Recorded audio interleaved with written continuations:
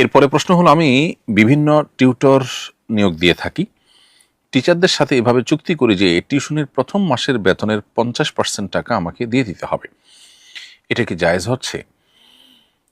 প্রিয় দর্শক, আপনার প্রশ্ন উত্তর হলো, আপনি যেহেতু তাকে টিউশনি পাইয়ে দিতে আপনি আপনার মতো করে আপনার চেইনে চেষ্টায় ব্যবস্থা করে থাকেন এবং পরিশ্রম করে থাকেন, অতএব তার জন্য টিউশনি পাওয়ার ক্ষেত্রে আপনার যে ভূমিকা, আপনার যে সেখানে ইনিশিয়েটিভ নিতে হয়, সেখানে যে আপনার পরিশ্রম আছে, তার বিনিময়ে আপনি গ্রহণ করতেই পারেন। মৌলিকভাবে এটি জায়েজ, এবং সেই হিসাবে প্রথম মাসে সে 5,000 টাকা পেলে আপনাকে 2,500 টাকা দিয়ে দিতে হবে, এমন আপনার চুক্তি থাকলো।